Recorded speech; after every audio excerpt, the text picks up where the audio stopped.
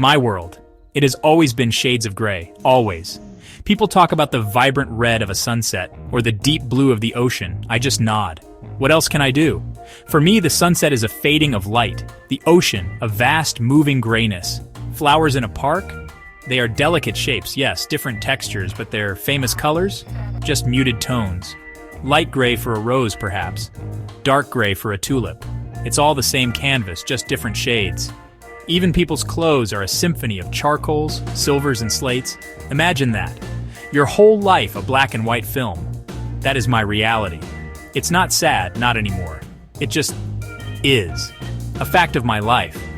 This monochrome vision, it made me lonely, especially as a child. Other children would shout with joy. Look, a rainbow, I would look, I'd see an arc, yes, a band of lighter gray against a darker gray sky. But the colors they named? Yellow, green, violet? Meaningless words. I felt like an outsider, peering into a world everyone else experienced so differently. They would describe a beautiful painting, their faces alive with emotion. I would try to understand. I would focus on the composition, the subject. But the soul of it, the color, was lost to me. It was a constant, quiet ache, a feeling of being disconnected from a fundamental human experience. So I learned to pretend. It became a survival skill. Someone says, "What a beautiful blue dress." I'd smile. I'd say, "Yes, it's lovely." I watched how people reacted to colors. I studied their expressions, their words. I became an actor in a play about a colorful world.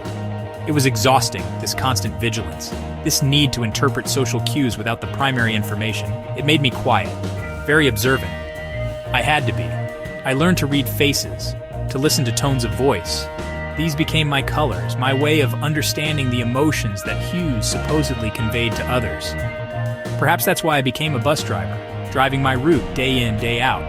There's a certain predictability to it. The same streets, the familiar grays of the buildings, the passengers, they come and go. Faces in my mirror. I don't need to talk about the color of the sky with them, or admire someone's bright yellow jacket. My gray world feels manageable here, contained within the frame of my windshield. I watch the city move in its muted tones. I am a part of its rhythm, yet slightly apart. A quiet observer from my driver's seat, navigating a world I see differently. My bus, route number 7. Every day the same routine. The hiss of the doors, the beep of fare cards, the murmurs of conversations. I see so many people, students rushing to class, office workers tired after a long day, elderly folks heading to the market. I see their faces reflected in my large rearview mirror. In my world of gray, I'd learned to notice other things, a slight limp, a persistent cough, the way someone slumped in their seat. These were the details that stood out, subtle shifts in their monochrome forms. For years, this was my normal, observing life in its grayscale patterns. Then, one ordinary afternoon, something changed, utterly changed. An elderly woman boarded my bus. She looked frail, her movements slow, standard observation for me. But then, I saw it, around her head and shoulders, a faint, sickly yellow haze, like a stain on my gray vision. I blinked, hard. I thought my eyes were playing tricks. Stress, maybe? I'd never seen anything like it before. It wasn't a true color like people describe red or blue. It was more like a feeling, an unpleasant, unnatural tint clinging to her. I kept glancing at her in the mirror. The yellow was faint, but it was there, pulsing slightly. What was this? It didn't stop with her. A few days later, a man boarded, coughing deeply into his fist, and around his chest I saw a dull, angry red, not a bright, cheerful red. This was a murky, unsettling glow. Then a young woman, pale and leaning heavily on the handrail, had a strange, almost translucent green aura around her. It was terrifying. These weren't just random flashes. There was a pattern. The colors seemed connected to their sickness. The sicker they appeared to my normal grayscale observation, the more intense or disturbing the color. My mind reeled. My monochrome world was being invaded by these ghostly, unwelcome hues.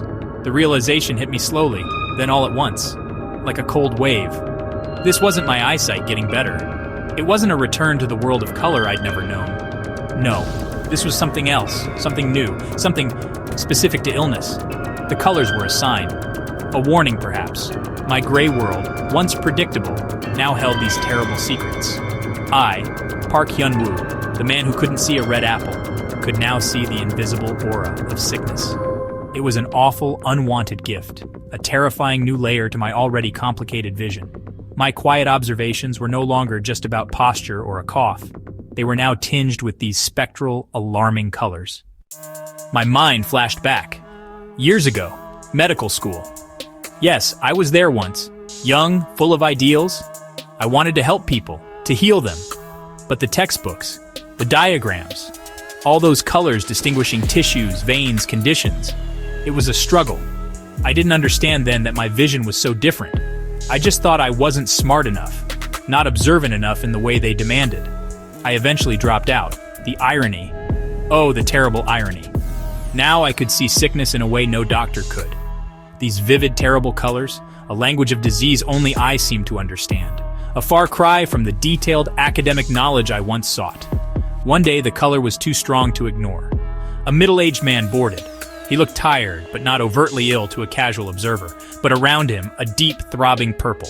It was the most intense, most alarming color I had seen yet. It screamed danger to me. I felt my heart pound. I had to say something. As he was getting off, I broke my usual silence.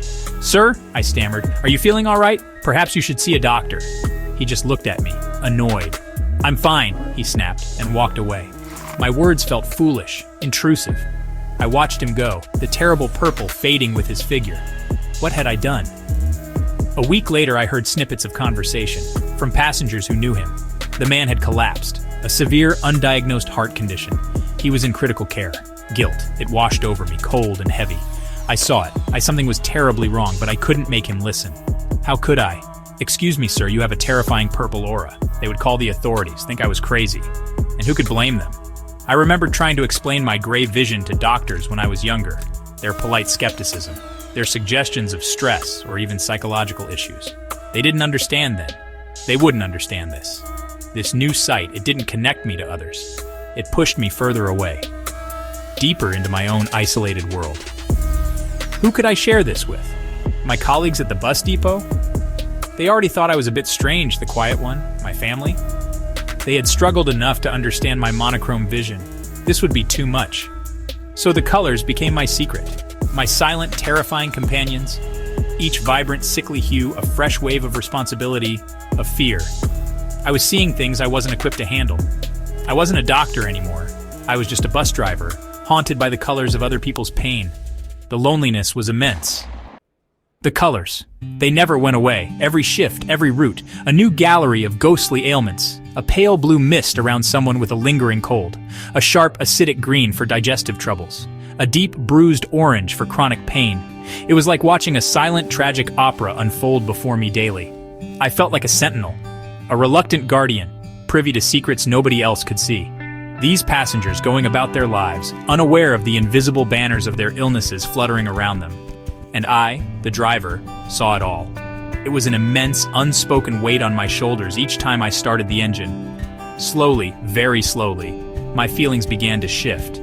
The initial terror, the crushing guilt, they didn't disappear, not entirely, but something else started to grow alongside them, a reluctant acceptance, perhaps even a strange sense of importance.